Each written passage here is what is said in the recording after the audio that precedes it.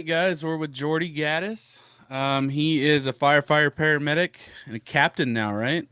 That's right. Yeah. That's a news for me. But Yeah. yeah, so Jordy's gonna share his podcast, but before you do, just tell us a little bit about yourself. Tell us what you do, who you are, a little bit about everything. Yeah. Well, first and foremost, I'm a Christian, follower of the Lord. Gotta boldly state that first. I'm married. My wife, Olivia. We're expecting our first kid in January. So, um, life's gonna change rapidly for me. The fire Absolutely. department shifts are probably gonna be where I come to get some rest. So, Yep. but yeah, got two parents still here living, close by. I've got a younger sibling and an older sibling. We live here in Marshall, Texas. Grew up around Houston. Kind of moved, worked my way up north just with the family, and then found my career home here at the Marshall Fire Department. I've already said that enough on these other episodes that I might as well just disclose it. And Yeah. I'm wearing all their stuff right now too. Right. So, but yeah, man, I'm a captain. August was a year as a captain, Yep. so just kind of slowly working my way up the ranks and just trying to implement the Lord's will in every aspect of life, man. It's hard in the fire service, as Yeah. I've come to find out with my testimony. But yeah, man, life's good. We've been blessed for sure. Yeah, that's awesome to hear. And how's everything going with Olivia? Oh man, it's good. She's 25 weeks now. So Yeah. the I've heard about this nesting people have been talking about. I had no Yeah. clue what until I get home today, and she's got everything in the baby room organized to a Yep. T in alphabetical order. And so I figured it out now, and Yeah. it's best if I'm really clear of the nesting phase. Yeah. So yeah, Yeah, I came home after one shift and I'm pretty sure Amanda had our label maker and she labeled every drawer for like the baby stuff. It's like this is onesies, this is socks, this is underwear, and she's like, "There's a system. I have a system." I'm like, yeah, for I sure. trust you. I trust you." Oh yeah, you got to, man. You just let them do their Yeah. thing. It's like a superpower for them though. Yeah. Like they tap into something that we don't have. Hmm. We definitely don't have. Yeah. Just that maternal instinct kicks in, and it's a beautiful thing to see and watch her kind of Yeah. grow through, getting prepared for our son. So Yeah. it's a It's blessing. definitely hard on our side, I think, from the sense too, like people always ask, like right now, they're like, what's it like with the news? And we don't have any physical changes happening to our body. Right. So it's just like this weird thing. Like there's obviously excitement, but it's like until that baby gets here and you get to hold it in your hands, like Yeah. that's when it hit me. Like when I had it with Harper the first time, like got to see her for the first time. We didn't know that she was gonna be a girl, so we didn't check genders. And so I Ah, okay, came okay. out. Amanda didn't know. And so I got that excitement. That was the one thing. I was like, you get to do all this other stuff. I was like, at least let me do that. So Yeah. No, I needed to know as soon as possible what gender we yeah, were. I cannot wait. I do not like surprises. So yeah, yeah, it's yeah. like I like So surprising people, but I don't like being surprised. So right. yeah, yeah, it was nice. Well, that's awesome, man. I'm really happy for you guys, and man, fatherhood is quite amazing. We're going to be talking about it a lot on this podcast, and kind of pairing it with first responding. But I mean, you've got the priorities right now. Family's going to come before job, and then Christ is going to come before your family. And if you keep it in that order, it's going to be a whole lot better. So, Yeah, for sure. And I can attest to when you don't have them in that order, mhm. what that looks like. And for everyone listening, they'll come to understand a little bit more as I get into the weeds of this testimony. So I'm looking forward to Yeah, it though, man. man. I keep telling myself, and I think I may have even told you this too, if one person sees this and the Lord changes their life through it, then that's worth it. So Yeah. Yeah, so I guess getting into that, tell me a little bit maybe before you, I guess, quote unquote, became a Christian.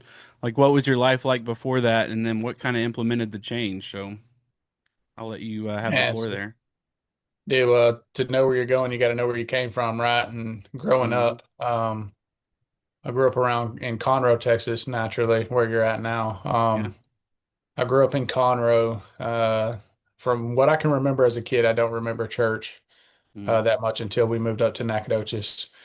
When we got to Nacogdoches, we started going to this church that my dad's parents went to.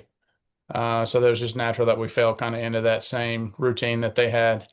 And what I remember specifically was the church service was like 2.5 hours long. and they did that Sunday morning with a 3 hour Mm-hmm. break, and then they came back and did it Sunday evening. Ooh, yeah. I don't know if you're familiar with the charismatic movement, Mm-hmm. Yeah. and kind of the details of what charismatics are. It's kind of driven by emotion and a response from your outward emotions. Almost works based. I believe it is works based. Well, Yeah. that was the type of church we were in. Um, as a real young kid, between 6 and 12, this is kind of where my deceptive foundation in the church started.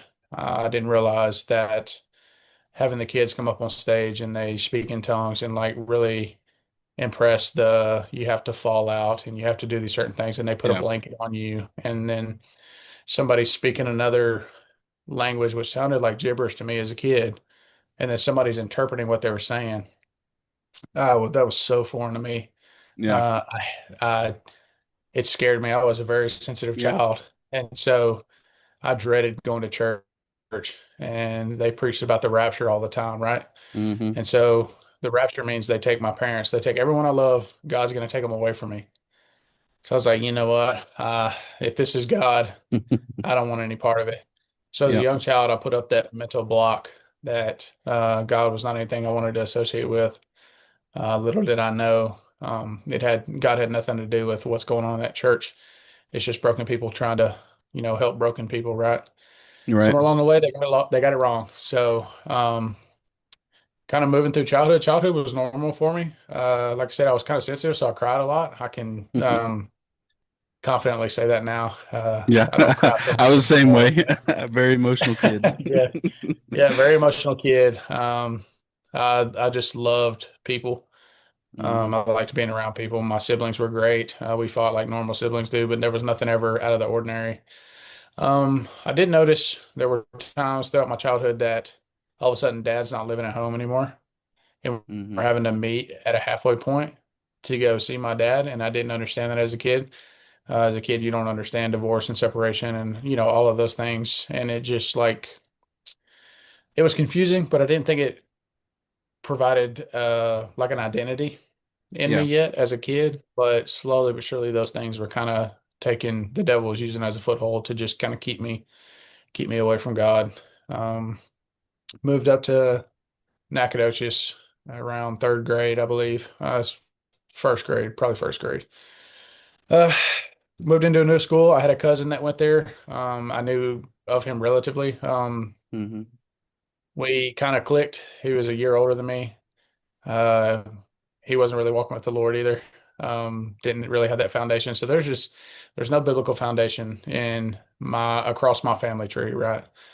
And so we were just kind of living life, just whatever the moment provided us. I just knew I wasn't going to go back to that church. Yeah. And so when I did go, I would just mentally block it out. I'd try to sleep. I would hide under the pew, just doing whatever I could, right? And so finally, I don't know what changed, but my parents stopped going there. And I was like, Hmm. okay, everything's good, right? So we slowly moved up into that was a Baptist church Yeah. there in just around Nacogdoches, not too far from my hometown. And I get there, there's a lot of kids. I do remember that. None of those things that were happening in that charismatic church were going on in this one. So in a way, I felt safe. Yeah. Um, yeah, man, it was nice. I found a girl in that church that I was like, I found she was very pretty. And so the devil used that to exploit Hmm. going to church and just like focusing on her. The church wasn't about growing my relationship with the Lord. It wasn't about anything other than, dang, I want her to like me. And so kind of funny at my expense. I thought we were boyfriend and girlfriend, and then she showed up one day with another boyfriend. Ooh. And Yeah. so again, I'm sensitive. I'm very sensitive. I Yeah. care really deeply. And I shut off again. I was like, no, God's not here either. Like he's all this talk about church, he's not here. Hmm. So I'm kind of moving up through uh, right before junior high, fourth, fifth grade. I started getting bullied at school, at the school I was at. There was a kid there. He was a lot bigger than everybody else. And man, he just really had it out for me. He had older brothers. He was cool with all the older kids. And like I said, me being sensitive, they just kind of singled me out for some reason. It got toxic to the point where my parents decided to move me to a private school, Mm-hmm. um, which they said was a Christian school, right? Well, this Christian school was the same church that was the charismatic church. Mm-hmm. And now they're having a school in there. So guess where I'm going to school? Right back Yeah. in this charismatic church, right? So what was meant to help me actually hurt me because I didn't know how to communicate these things to my parents, and my parents were just doing the best they could. I Right. don't find fault in them. For the information they had at the time, I don't find fault in them for that, man. It's just, Right. I don't regret anything in my life up until the point where Christ came into my heart. And so it's all a testament to that. So I spent a year in this school, moved back to my regular school where my siblings were at in junior high, and kind of got into sports. And that's where um, I had gotten a little bit bigger Mm-hmm. and put some weight on.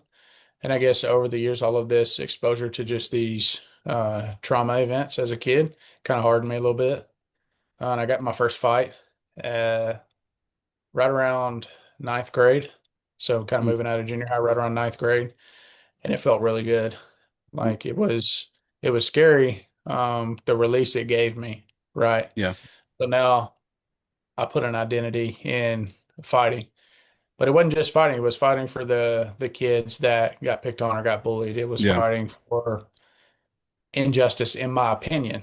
Yeah. Nothing really factual because there's no real good reason to fight other than, if your life's in danger. But that's what I did. Um, and then it came around to the day where I crossways with that bully that had bullied me so badly growing up. And he said the wrong thing one night and we got into it and he had to go to the hospital. Mm. Had a lot of death threats towards me. Yeah. I was having to be escorted out of school and off the baseball fields. I thought I was going to fill a void by Yeah. doing that and kind of reconcile this whole childhood Yeah. by getting the upper hand on him. And it was the furthest thing from the truth. Still, no God in sight. I didn't care to know him. I didn't care to want to try to understand. I remember praying as a kid, but at this point now, I'm not praying. I'm not doing any of these things. It's kind of, I'll just have to take care of myself. Right. And so, again, I found it. I met another girl. I grew up with her. I just didn't really notice her until I got, a little bit older. And my identity became making her happy, even Mm-hmm. though in the background, a lot of deceiving things were going on her end that I was blind to. Yeah. So my primary focus was on that. Baseball was easy for me. I really enjoyed it. Baseball made our relationship stronger. Mm. So now I have to be good at this for her to accept me, and then our relationship would be fine. And that's kind of that toxic trend I had most Yeah. of my high school, up until it was time to go to college. Yeah.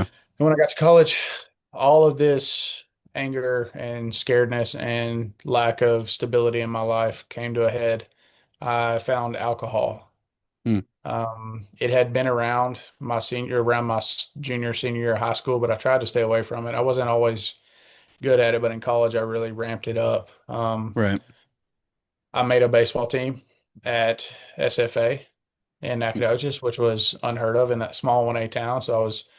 I wish I could say I was honored to have Mm. gotten that privilege, but I did not care. Like, I didn't take it as serious as I needed to. Was at a party one night. I'm 18 years old. There's alcohol. I'm drinking the alcohol. I'm just doing what I normally do, just trying to people please. And the cops show up. And so my first instinct is I can't get caught here. Mm-hmm. I'm playing baseball. And so I took off running into the woods. And I stepped on something in the woods and sliced my foot open. Like Mm-hmm. it impaled in my foot, cut the ligaments in my foot. I couldn't walk on it. So now I'm stuck in the woods on the ground and I have nobody there to help me. And so I called my brother and luckily he was close by and him and a buddy came and got me out of the woods and took me to the hospital. Well, Mm. I spent a few days in the hospital getting it patched up, and then it got infected.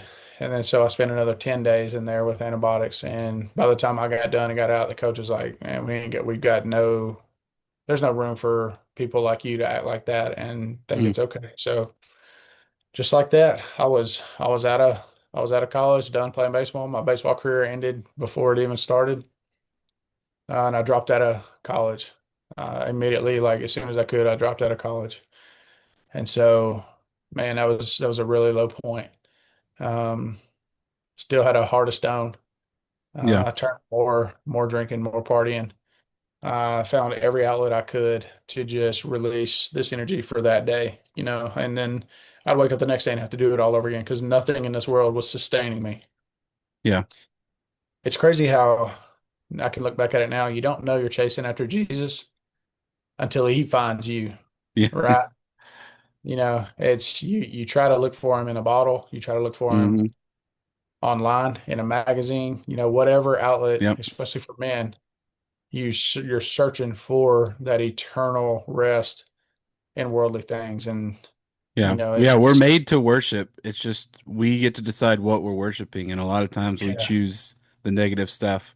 And that's why it that's comes it. so natural. Like you said, it's either sports or girls or whatever. I mean, we in our inner DNA, we are called to worship. Yeah, But we're called to worship the creator, not the created. And so yeah, for sure. I it's heard a quote. Yeah, dude, I heard a quote one time. I wish I could remember who it was, so I could give him some credit for this. Is like the world's worst gang leader was most likely meant to be the Lord's best instrument at leading Mm, people to Him. And yep. man, when I heard that, it blew my mind. I was like, Yeah. that's crazy. That's so true. Okay, there's a lot of Yeah. potential for that to be true. Yeah. So, my dad kind of gave me an ultimatum. He's like, "You're not in college. You're living at the house." He's like, "It's time to get a job." He's like, "You're Hmm. gonna go the route you're going." He's like, "It's time to get a job." So I was like, "Well, I'll show him." And I left the house and went straight into the oil field. Yeah. Had a buddy with a connection, and we jumped in a work truck. I was the only one with a valid driver's license to be able to drive this work truck. So that was my end, right? Yeah. Little did I know it was the worst end I could have ever chosen for myself. Yes. So we went to South Texas, started working, and man, the fast money and the fast living, it was just repeating that same story from college, from high school, all that. I Hmm. was just chasing things, trying to satisfy my flesh when it was my spirit that was, malnourished, right? Yeah. And so, man, one thing led to another. I came back home. Um, I can't remember how this took place. I wasn't 21 yet. We were at a party in a pasture one night. I got into an altercation with the guy because I was under the influence. So was he. Just two egos clashing with each other. Hmm. Um, my buddies and I go to eat at a restaurant in Nacogdoches. It's like midnight, right? Excuse me. This guy shows up and I'm mad. Like I'm even more drunk now. I'm upset and like I want to fight this guy. And so I go up to him in the restaurant and start an altercation with him in the restaurant, and we get into a knockdown drag out in the middle of the restaurant in front of everybody, and the cops get called. And so my buddy's like, "Hey, the cops are coming, we gotta go." So we get in the truck and we make it a block down the road, and the cops pull us over. Hmm. And my nose is broke. Bleeding all over the place. And she walks up, and this is burned into my brain, right? She says, "Who has been fi Oh, wait, I know exactly who's been fired." She's like, "Sir, get out of the truck." Yeah. And so I get arrested. And if my life, didn't suck bad enough already, here I am now in a cold jail cell with complete strangers, and I don't feel like I belong here. It's Hmm. almost like I feel like I'm better than they are, and I shouldn't Yeah. be in that position. But I put myself there. Each action that I had up until this point, not just that night, had put me behind this jail cell where I couldn't get out. Right. And so I would think that would be the turning point for me. It wasn't. It just I sunk my hooks in, and I kept rebelling, kind of just working odds and ends in the oil field, just bouncing from city to city, just doing what I could. And I was finally getting tired. It was wearing me down, right? I'm Yeah. 23 at this time. I decided to come back home and a bunch of wildfires had broken out around our hometown area. And they're like, we need all the volunteers we can get. So I was like, okay. So my buddy's like, hey, let's just go try it. Hmm. I was like, all right. So we go and spray some water and we have a lot of fun. We didn't have to clean anything up, which I didn't know was a thing. I do Yeah. now. Fires are Yeah. not fun now because of the cleanup. But I was like, man, that's really cool. He's like, well, I want to go to the fire academy. Mm. He's like, why don't you come stay with me and we'll go to the fire academy together and we'll do it together. I had nothing going on, right? I was like, Yeah. sure. So, in 2012, I went through the fire academy. I had no money. I spent all my money. I had nowhere to live. I had no vehicle. And this guy out of nowhere puts me in his home, eat his family's meals with him. He provides me a bed and a shower and transportation to get through the fire academy. Isn't that something? Yeah. Yeah, dude. And looking back at it now, I still talk to him every so often. I just reach out to him and man, because he didn't go be a fireman. He went back Yeah. to his cattle business Really? that his dad had, Now, is making, this might be a little personal, but is that guy a Christian? yeah, he is now. Yeah. Yeah, we Yeah. Do weren't you at the think that time. maybe, oh no, neither of you were at the time? Yeah. No, no, not at the time. We Yeah. were chasing the same things. It just, Yeah. the Lord was using him, or it could have been Right. the Lord was using his Yeah. parents in that moment to grow them in a season. Yeah. Yeah, so Well, and even got if through the we're fire not academy. following, we I can knew in order to be, go ahead. I was just gonna say that even though the Lord, if we're not following the Lord, he can still use us, which is crazy. But yeah, it's insane. But I learned today, which is crazy because I'm always being sanctified, right? The Lord yeah. says He draws us to Him. Hmm. So the whole time He's drawing us to Him. And it just when I heard it put that way, I was like, it's crazy that He would choose us. Yeah. He would choose me in those moments to draw me closer to Him. Yeah. But that's love. Yeah. That's the ultimate form of love, right? So I get through the fire academy. Um, it's time I know to be horrible, you got to go through EMT. Hmm. So I quit the oil field. I get a part-time job hooking up people's internet for a living and put myself through night school in EMT. So now I'm forming a plant, right? Right. I get that done. I go back to working at this internet job and a good friend of mine, I'm going to name drop him because he wouldn't care. Jake Matchett, Yeah. he worked at Marshall Fire Department, was cleaning my aunt's pool. And he just happened, his wife and I grew up together. Hmm. And so God's putting all these little connections together. And so he tells my aunt, he's cleaning my aunt's pool. And he's like, hey, I know your nephew's trying to get a job. Marshall is hiring. And so in 2015, I go put my application in, go through their horrible physical agility test and their written exam. I threw up so much after that physical agility test. And then they call me a week later and like, hey, we got a conditional job offer for you. I was like, holy smokes, these guys are Yeah. nuts for trying to hire me. I was like, if they'll take me, I'm not going to turn it down, though. I had no idea Yeah. what I was getting into. Yeah, so I started at Marshall. They put me through paramedic school. I'm about 6 months into my probationary year at Marshall, and man, it's bad. The hazing. I mean, you know what Yeah. I'm talking about, right? And even though I'm of rank now, it's burned into my brain the hazing we had to go through. Yep. Um, I meet a girl, and we hit it off real quickly. Hmm. Not a Christian at this point. She's not either. She's got a 17-month-old son, and I wanted to hang out with her. She's like, I don't have anybody to babysit. Like this is just here he is. Like this is us. If you want to hang out, Hmm. he's gonna be in the back seat, right? And so we go riding back roads, and he's in the truck, and I won't look at him. Like I'm scared to death to even look at a child. Um, we hit it off. We started dating, slowly but surely. I become very attached to this kid. Yeah, I meet this girl 6 months into my probationary year.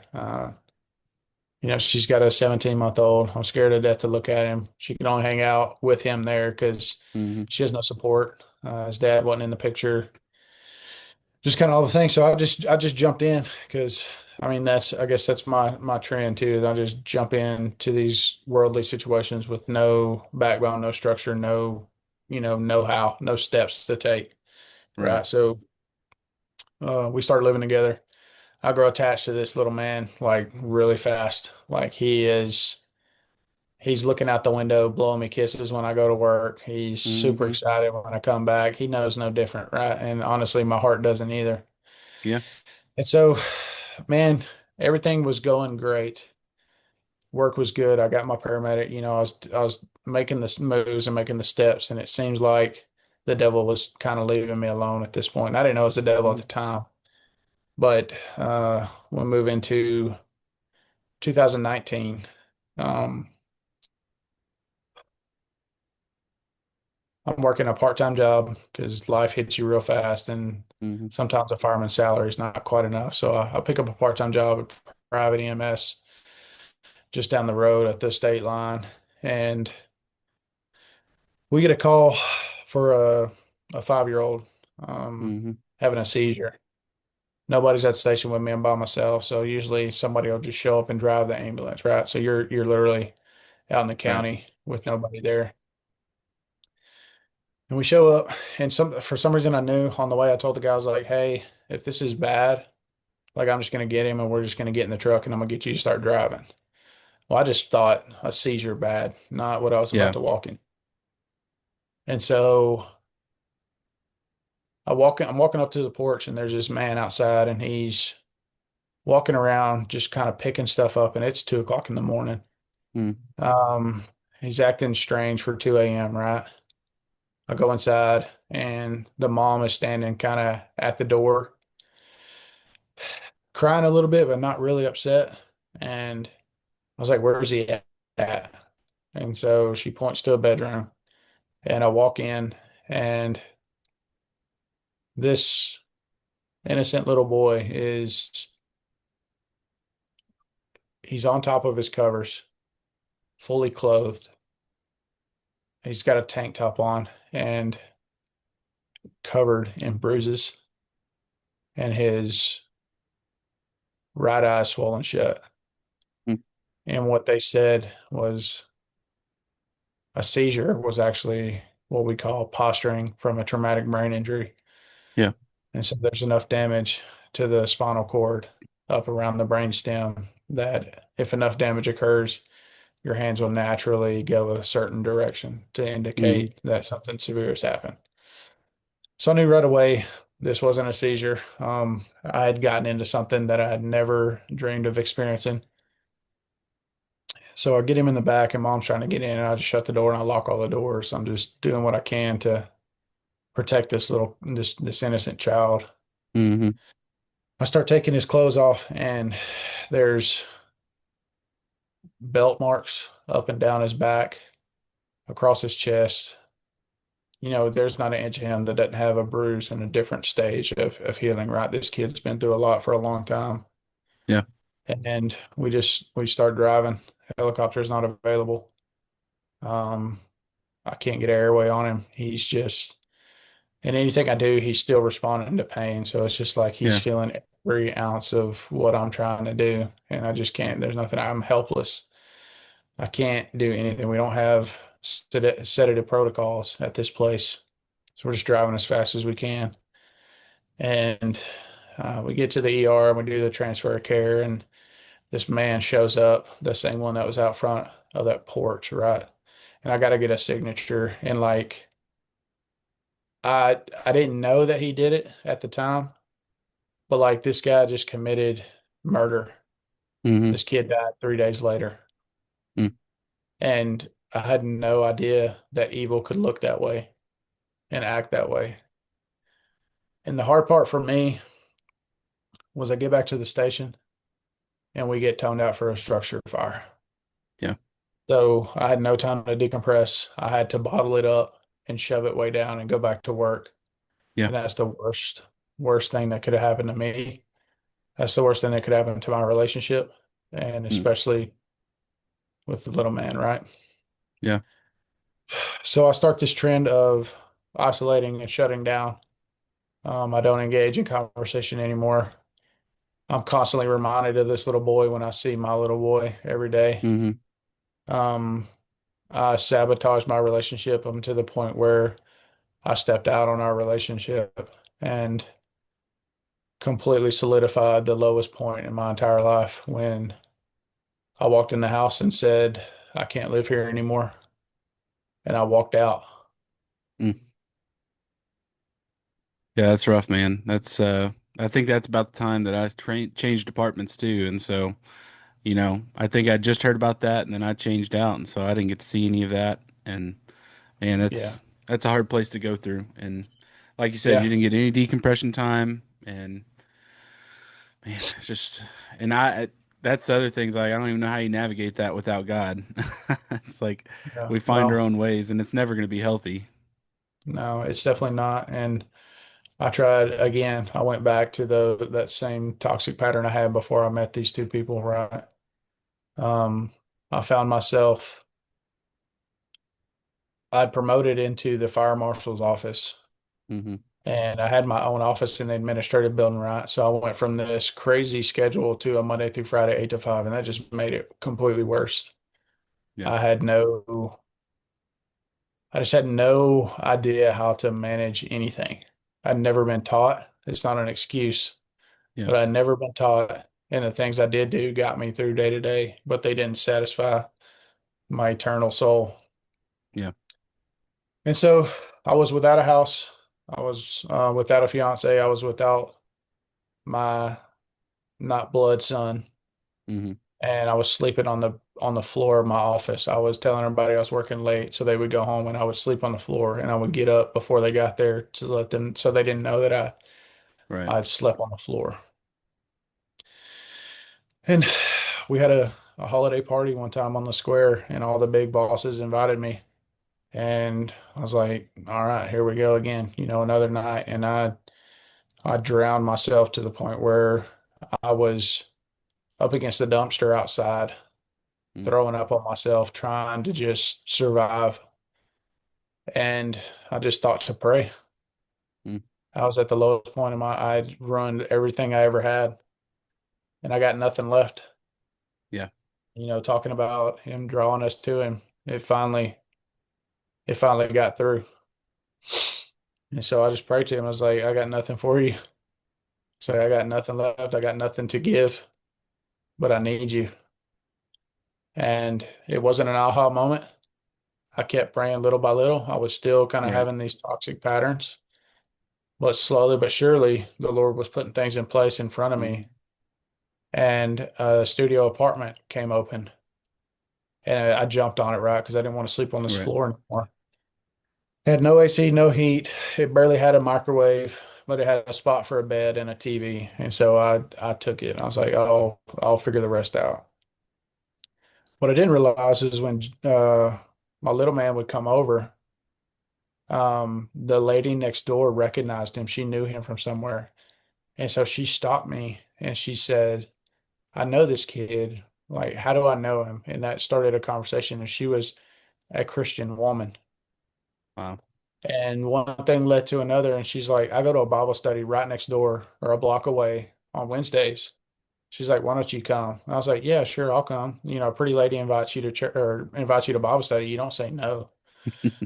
Well, the day came and she's outside and she's like, I'm here. And I told her, I was like, I'm not going. I was like, I don't want to go. I don't care to go. It's just going to remind me of the churches I grew up in. Well, she honked on the horn and just stayed. Like she would not give me a choice, right? Yeah. And so I swallowed my pride and got in the truck and we went to Bible study. And I get there and it's at this guy's house. He's married with three kids. Everybody seems real relaxed. They introduce themselves, but they don't pressure me. They don't overrun me with words, and they just kind of let me be. And the next thing I know, I'm wanting to go back. Hmm. So the next Wednesday rolls around, and my lady friend is gone. She moved back to Dallas.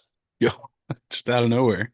Yeah, so that's where was living for a while. She came back to her hometown for a little Yeah. bit. And tell me that's not divine that Right. Yeah.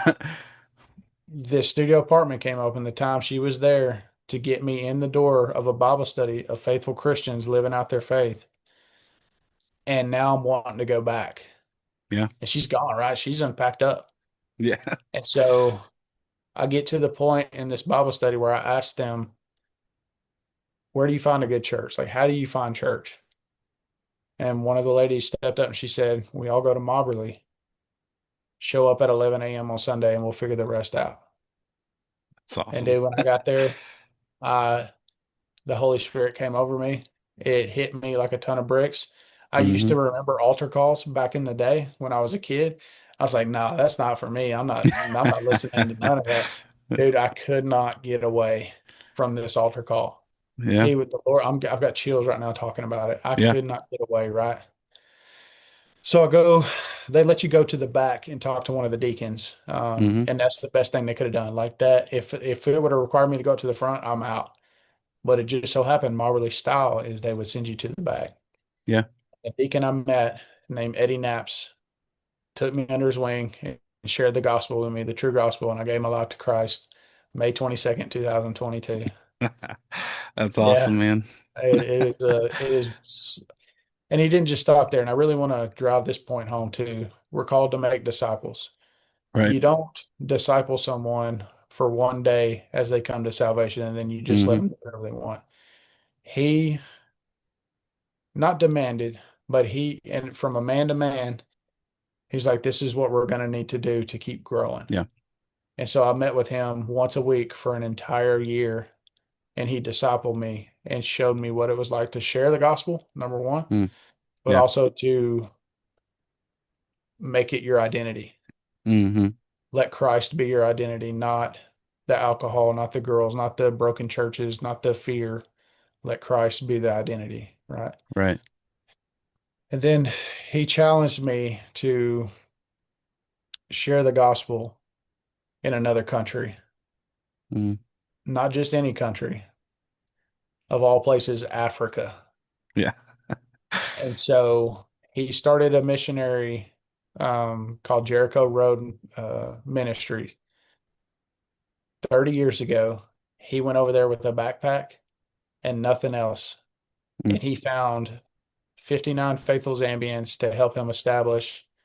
And it's purely sharing the gospel and creating disciples. Absolutely.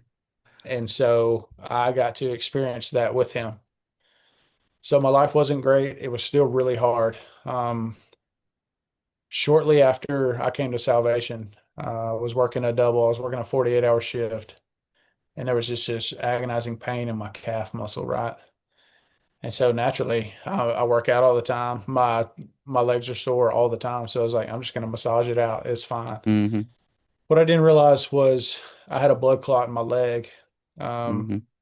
Seems like it was from COVID, I believe. That's the only thing that after going to hematologist for 6 months.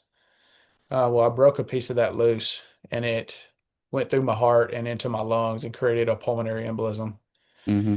And the death rate of a pulmonary embolism is really high. Yeah. I wanted to go fishing instead, though, because I couldn't deal with, I had to get my priorities right. And so I'm in Academy parking lot and I almost pass out just getting out Mm. of the truck.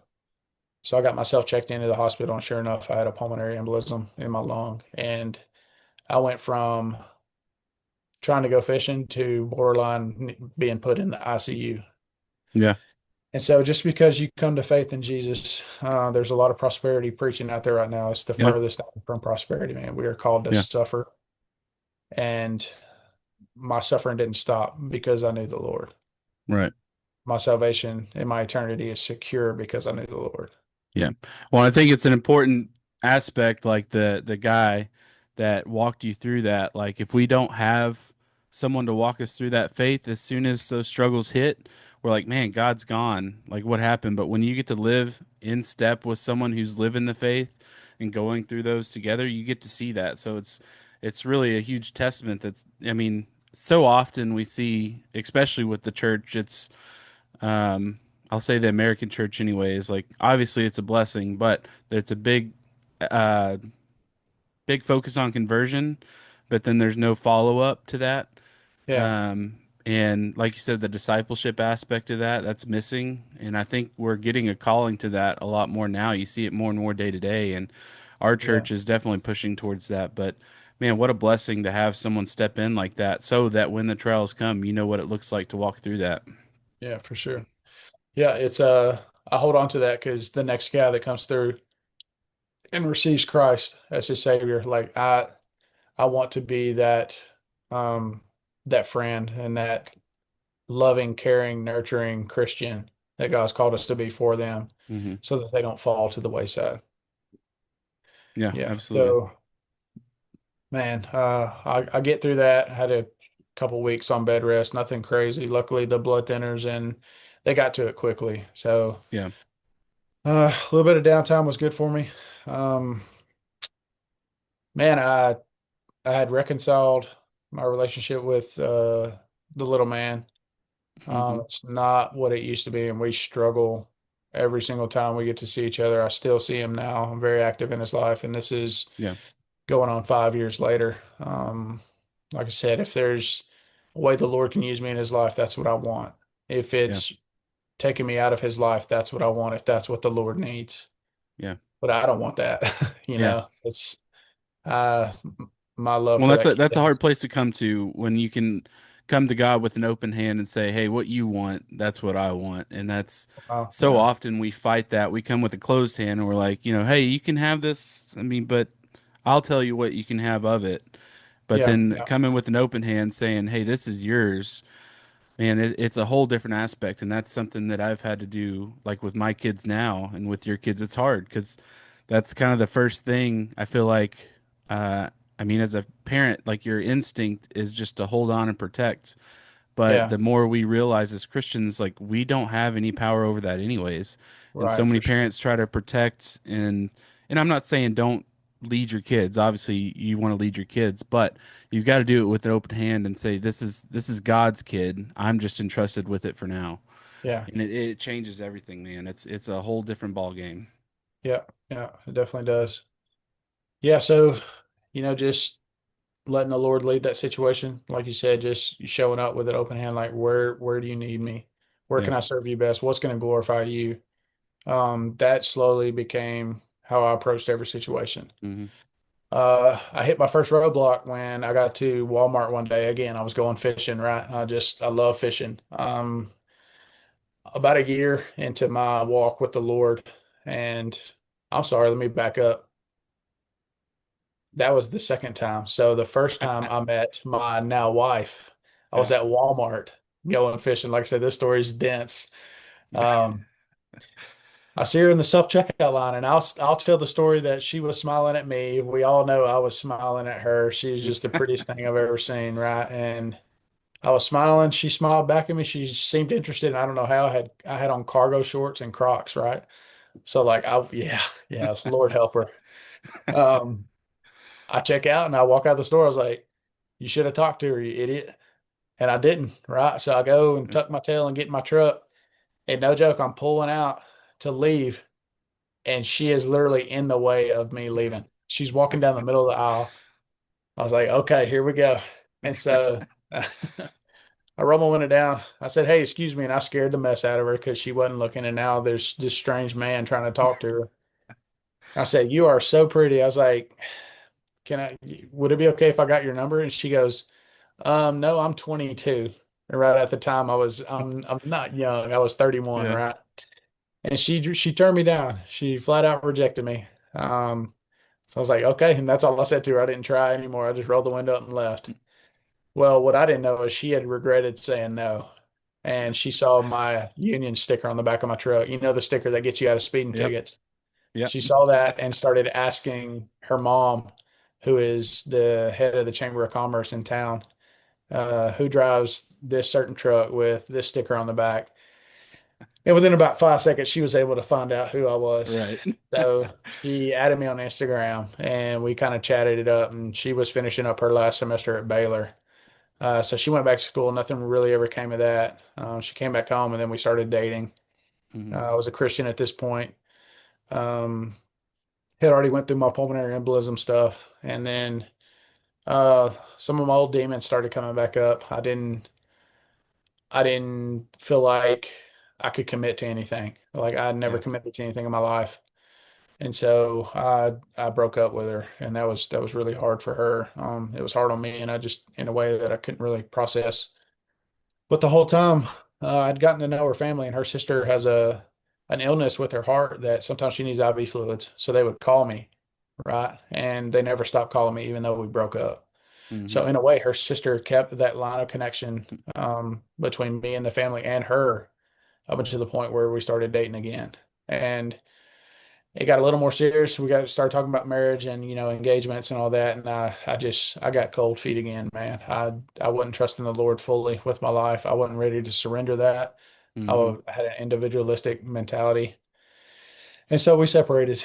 Um, and that was really hard because then it really I was convicted like no other. I couldn't stop thinking about it. Anytime I would think about life moving forward, it was her face. It was her.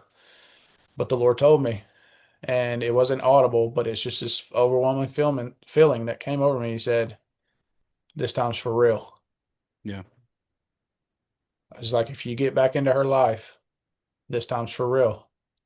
And so, no joke, I went to start an IV on her sister, and I asked her dad, "Is your daughter here?" And she was listening the whole time. She knew I was Yeah. there. Like she was creeping in the kitchen, right? I can say that now because she Yeah. can't break up.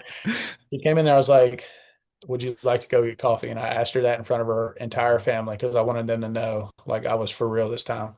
Hmm. And we went and got coffee, and she didn't even realize that I was about to go pick it, like buy her engagement ring, Mm. like within the first few weeks of us dating again. And so I bought it in June. I had one more mission trip to Africa in September. And so I Hmm. waited. My plan was to go share the gospel in Africa. And when I got home, that would be the last trip I did on my own without her with me or Yeah. with her approval. Right. And so I got back and I took her out on this fancy dinner. We had a restaurant to ourselves. I had her thinking that I was going to propose to her in this restaurant. And little did she know, her four sisters and her mom were setting up a sweet little setup on her porch, her hometown or our home That's porch. awesome. Yeah. Yeah. And so we got back and I got down on a knee and I solidified our forever. That's Yeah. awesome. Yeah. Man, what So a story. it is. It's crazy, man. She loves my little man. She does her best to Hmm. accept the situation. Yeah. The big key there is transparency on my Hmm. part. There's nothing hidden with communication with his mom. Right. Like it's you have to do these things with your wife Yeah. because y'all are one flesh now, right? So the Lord's really teaching me these Hmm. things, driving it home that her trust is everything. Right. And so we get married in November. Um, the devil's still he's not done. He's if anything, I heard it all the time. He just gets started when you get married, right? The fight Hmm. starts when you get married. And we've had a couple issues with pregnancy, Yeah. and they were really hard on us. Yeah. Our fairy tale just, had a wedge driven in it. Um, we we did the best we could to come together and hold fast through these small little seasons we were going through. Hmm. Um, she was a teacher. Teaching was really hard, extremely hard. Yeah. I actually just taught kitchen safety at the high school the other day, all 9 periods, and I will never do that again. Yeah. I will It's never do it's a that again. calling for sure. Yeah. I don't Yeah, I don't know how people do it these days. me either, man. So uh 6 months go by and we finally get the news we've been praying for. She is pregnant with our baby boy. So we go start doing all the testings and everything's coming back right. And next thing you know, her little belly starts showing and Yeah. we get to know the gender and they tell us it's going to be a boy. And I almost cried because I really wanted a girl. Yeah. Um, she's like, I don't know how to handle a boy. Yeah. So I'm excited, man. But the Lord's using us in our own ways. Yeah. We're blessed with the ability for her to stay home. Hmm. She's gonna raise our kids while I'm at work. And then, my prayer for my leadership role in our house is to come home and share Jesus with him every single day. Absolutely, man. It's it's a blessing, man. It's God's in the details. Hmm. More details now that I can look back. We can all say that, right? We can all look back and notice things now. Yeah, But man, he never let me go. yeah, He should have. He should let all of us go. No, yeah, you know, I know that now. But for him to choose me, to use me to glorify his will in our lives, it's indescribable. yeah, And it's it's a big thing. It's a responsibility yeah, and it can't be taken lightly. And it yeah. takes Christian friends like yourself and my mentor Eddie Mm, and the pastors at our church to really hold accountability to the highest standard. yeah. Yeah. So, No, I think that's where that villain, it takes a village to raise the children came from. I yeah. think we strayed away where it's just like, oh, I just got to have good friends around. But man, there's so much power in having Christian fellowship around. And that's, I mean, just like in my testimony, like with our marriage, it feels like, I mean, marriage is the first institution that God set forth, Yeah. a man and a Yeah. woman.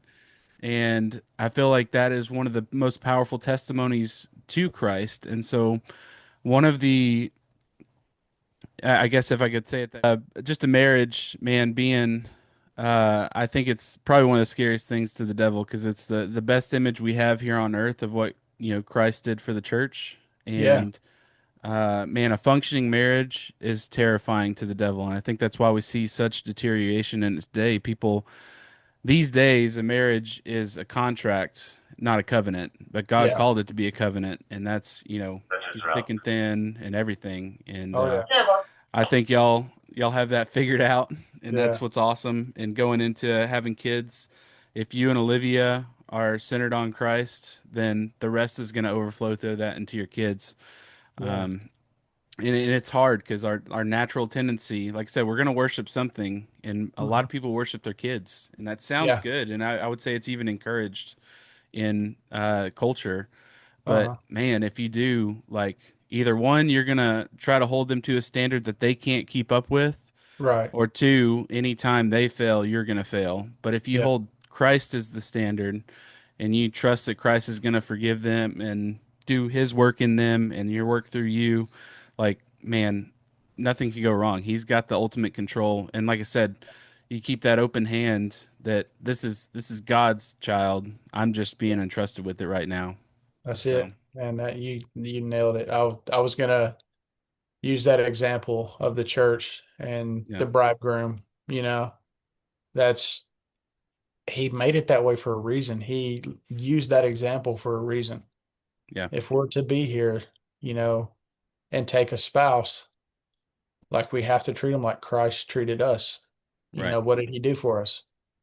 Well, he left on high and came down into Hmm. flesh. Yeah. You know, who would want to do that if not someone that loved us, you know, perfectly? Right. And then to take it a step further, we there needed to be a blood sacrifice, right? You see it all in the Old Absolutely. Testament with animals, Yeah. but it was limited. Yeah. So we needed an unlimited supply of eternal sacrifice. So Absolutely. I cannot wrap my mind around it enough, and it gets me excited to talk about Yeah. that a blood sacrifice to atone for our wretchedness. Yeah. We don't deserve it, Yeah. like not even a little bit. Yeah. Yeah, I love the word propitiation for our Yeah. sin. That's such a cool word to say, but it's perfect. It's fitting. Like Yeah. it's Christ. Yeah. Man, it's insane. Yeah. And I'm excited for this next walk of life for you and Olivia, man. Like I said, kids, Oh, I'm gonna need your help, buddy. I've, I'm yeah, gonna need it's, your well, help. I'll do what I can, but Yeah, it's something else, man. I truly think, I mean, you talk about in the New Testament, Jesus says, come into the faith like a child. yeah, And I've been thinking about that a lot lately because with my oldest, man, she is just a complete joy to everyone she comes in contact with. Like yeah, everyone smiles when they see her. And used to, I think, like when I don't really know what I interpreted that passage as, like coming to faith like a child, but the more I see it, like I think. a lot of times we get caught up thinking that we can't ask God with questions, but Hmm. having a 3-year-old girl, every question is why. And that doesn't make her any less trusting in me just because she's asking why. Yeah. But the ultimate thing is she has that trust that I'm going to lead her the right way. And it's the same way with God. Like if we come to faith in God like a child, like we can ask why all we Mhm. want. Yeah. But if as long as we have that trust, knowing that He's going to provide for us, I think that's what He wants. That's all He can expect, and it's just this blind faith. Like my Yeah. little girl will jump off a 40-foot building into my arms because she knows I'm going to catch her. Like Right. Yeah. it doesn't matter, man. Yeah. So that trust is there, and that's how it's supposed to be with God. So at Yeah. least for now in my walk, that's kind of what that passage speaks to me. It's just like that blind faith. And it doesn't mean we can't have questions. It doesn't mean there's not going to be hard times, but it Yeah. definitely means like that overarching trust is gonna go a long way. So Man, I think if you really put it into the perspective, is our faith strong enough to jump off a building and know that Jesus is going to catch us? yeah, And we're in the Bible Belt, right? yeah, We think we have enough faith. oh yeah, I've all the time. experienced what real faith looks like in Africa, man, and Yeah, I'm telling you, it humbles me to the core. yep, yeah, Yeah. and it truly is life changing. I think I was gonna talk about that too when you were talking about your small group that you went to. When you first went into it, you felt a calling to come back, and that is a true, just a gospel centered group. When you feel that yearning, like when you see or witness true faith. Man, it's undescribable, and I think, Yeah. I mean, like I say, not to knock again the American church, but I think a lot of times it's a big show and a production, Yeah. and um, man, when you experience that true faith for the first time, it knocks you off your feet. You're like, I Yeah. gotta have this, man, and Absolutely. it's truly incredible. And I just want to take the time to encourage you and say, man, I had the privilege of knowing you. I would say it was still a privilege even before you were saved, and I could see those attributes that God had placed in you well before you were saved. Mm. I felt like you were, like you said, you're a caring person. I saw that even in that rookie phase. It was absolutely brutal. I mean, you guys got me through it.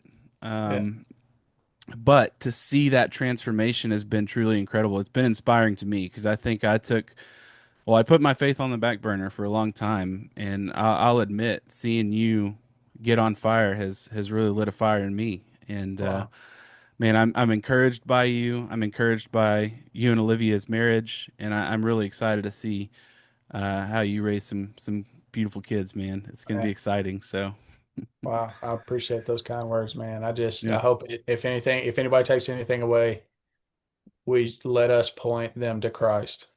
right.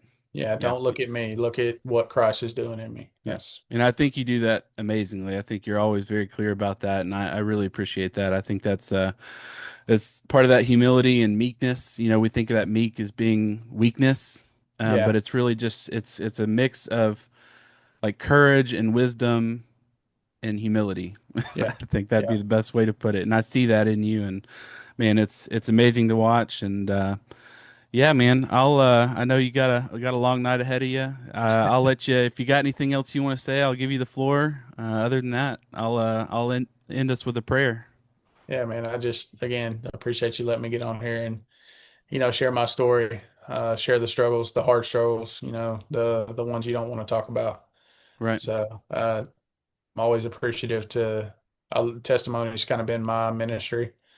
Yeah. It seems like you kind of feeling the same way, and Yeah. for you to ask me to come on here, that's awesome, man. Yeah, man. Thank you for the transparency with our conversations. Yeah. Yeah, and I'll have you on here a lot more. We got a lot to talk about. So That's right. sweet, man. Well, I'll end us in a prayer. Dear God, we just want to come to you now. We're humbled by the amazing God that you are. I just want to thank you for Jordy. I want to thank you for putting him in my life as a brother, and just thank you for the encouragement that I receive from him. I ask that both me and him just be a testimony to who you are. Let the spotlight never be on us, but only on you, God. I ask that you just if you choose to use this podcast, that it just points someone to you, God. We want to thank you for everything you've given us. I want to pray for Olivia in this time of pregnancy. I know it can be rough. Pray for strength. And I pray for wisdom for both of them and their parenting in the future, God. And just once again, want to thank you for how amazing you are. Thank you for the opportunity to share our faith. God, we love you. It's in your name we pray. Amen. Amen.